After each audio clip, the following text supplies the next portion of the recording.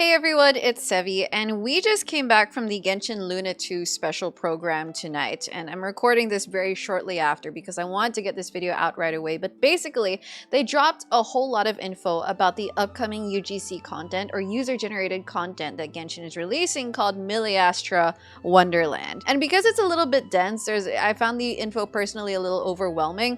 I wanted to go back and go over the stream again and try to summarize the main points, or at least organize them a little bit better so that anyone who's curious about what they actually said about it can just understand it a little bit better. I may have missed a few things, but also they're definitely going to be releasing more info over time. But basically, here's a rundown of what they shared during the Genshin livestream. So first, how do you access Miliastra Wonderland? Well, you would need to have finished the Prelude quest, or the first Mondstadt quest basically, and after that, Miliastra Wonderland will be unlocked. You'll find it in the main menu, like when you press escape, or you'll find it in an icon that they're going to put up there in the main UI. Upon entering, you awaken 2 mannequins, and these mannequins are basically your customizable avatar characters. There's a female and male version, and then you can switch between these, and you can change their appearance at any time as well. So there's going to be a lot of character customization here with different skin tones, hairstyles, facial features, and then in the customization menu there was even like a voice customization, so I hope that's a thing as well. But it doesn't look like there's currently different body types. There only seems to be one male body type and one female body type. There's also going to be outfit and accessory cosmetics, and this is going to be a huge part of Miliastra Wonderland, so we're going to circle back to that in a little bit. Moving on, mannequins can actually be used within Miliastra, and apparently you'll be able to bring them into Teyvat, or Teyvat, however you pronounce it. So you can bring them into Teyvat, you can take pictures with them, you can use them in the open world, but you can't use them in Spiral Abyss, Imaginarium Theater, or Stygian Onslaught. They showed what this is going to look like in-game, so based on the in-game screen, it looks like the mannequin is going to show up as another character in your selection. And then the mannequin's elemental abilities are going to be linked to the Traveler's elemental type, or they're going to correspond to the Traveler's elemental type.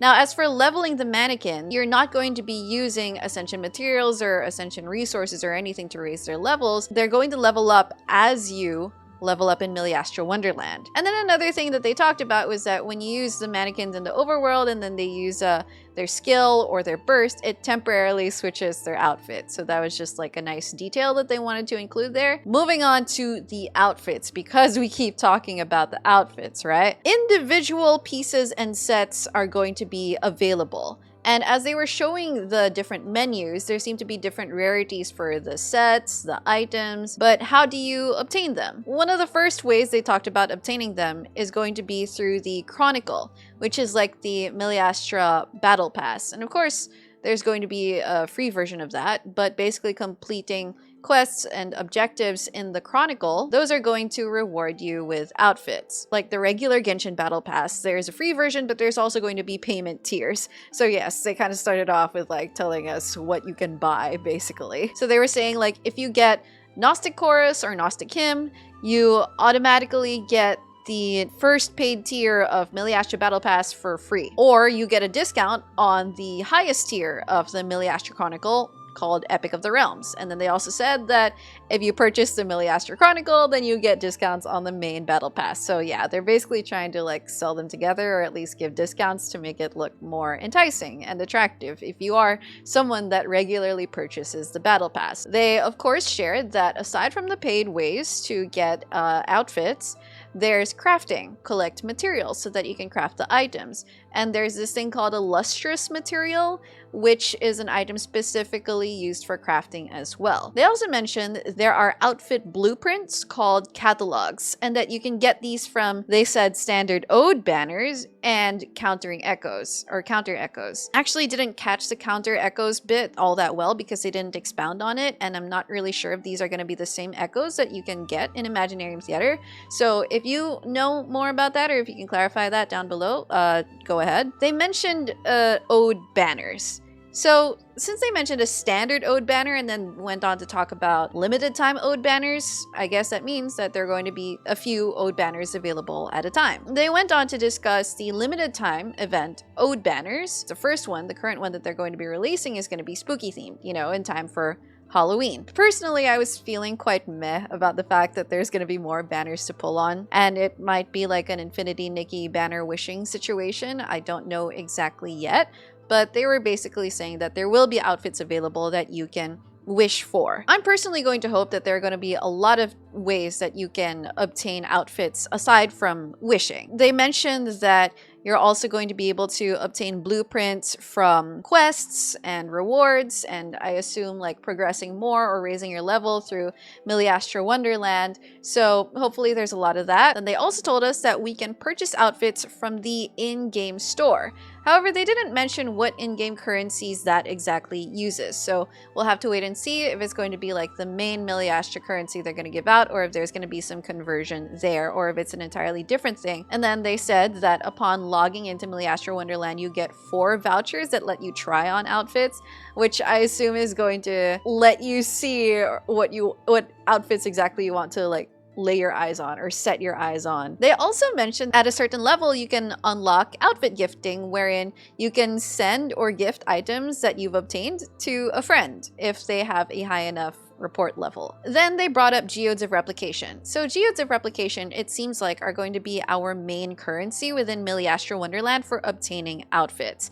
They mentioned that they're going to give out Geodes of Replication from early introductory quests and from racking up points in the Chronicle each week. Now, the way that they talked about this, they're supposedly framing it as they're going to be generous with the amount of Geodes of Replication that you can obtain from the Chronicle. So I think that's going to be like their main free-to-play way for us to basically rack up that currency and be able to wish on the banner more, aside from directly obtaining catalogs through quests and rewards. They didn't mention, however, if this will be the same currency for the outfit shop that we talked about earlier, so let's wait for more info on that. Moving on, they said that increasing your level in Miliastra Wonderland, of course, gives you Geodes of Replication, more currency for more outfits, but it also gives you a new skin template for the public lobby.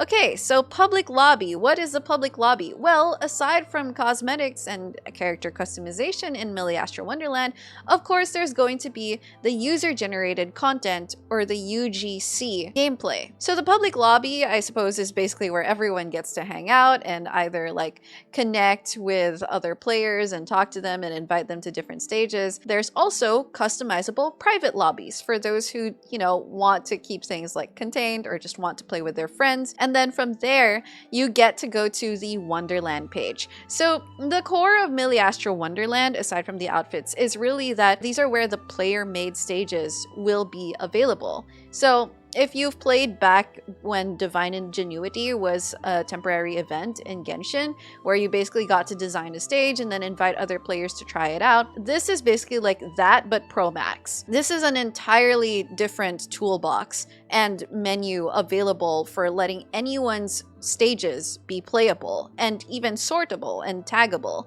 So they showed the main menu for the Wonderland page, and there seem to be lots of different categories that you can filter through. They showed like action adventure, survival, first-person shooter, management sim, competitive multiplayer, and roguelikes, and then a ton of other tags as well, like first-person, third-person, things like that.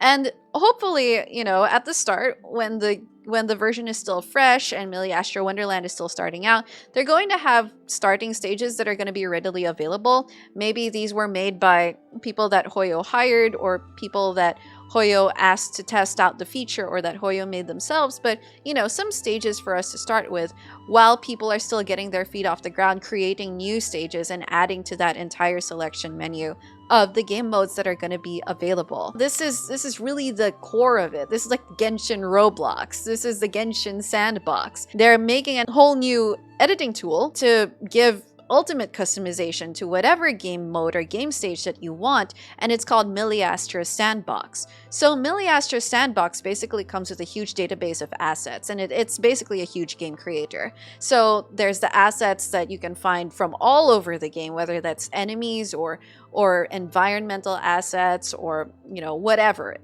Characters, abilities, animations even. And then it all comes with like a logic flow. So they're saying you don't need to code anything, you don't need to learn coding, but you have to use these logic blocks for like a more intuitive experience for those who aren't really experienced with coding or game development. So it's kind of like a simplified building block to programming the entire thing, but without the coding and the syntax and all that. There are also going to be template stages available so that you don't have to start from scratch. Now, of course, they acknowledge that there's so much to learn in regards to this game feature. This is an entirely new thing. So they basically made a website tutorial called their Academy. Guys, we're going back to school for game creation for Genshin Impact, or I guess now Miliastra Wonderland. Now, personally, this is amazing. I do think that like this is a huge boon to anyone who's interested in experimenting with game development and creation, and anyone who just wants to mess around with it. You know, like it might not be for everyone. Not everyone's going to care about this, but the fact that they are creating this basically means that they want the game to like last forever. They want infinite replayability, and they think that players have like the power and the imagination to really supply that. They're also providing like an online forum for people to communicate with. So there's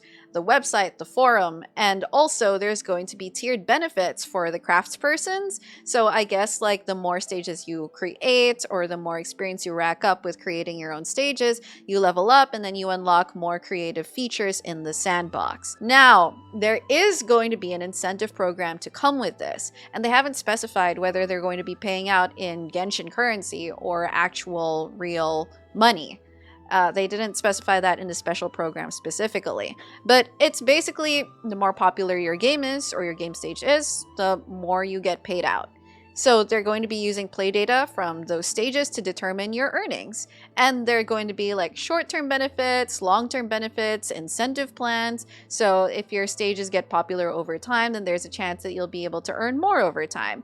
And you also will get to work on more expanded content as one of their main incentives. So, you know, they're basically saying like, well, if you make some really great stages, then you deserve to get some rewards from it that are more tangible than, you know, whatever in-game assets or customizable stuff or cosmetics there are. So I'm really curious to see what exactly the incentive amounts are going to be when it comes to this UGC content. I hope that this helped you out in understanding what they shared about the Miliastra Wonderland, and let me know in the comments if you're looking forward to this game mode specifically. That's going to be all for this video.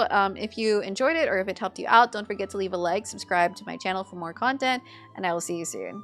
Take care.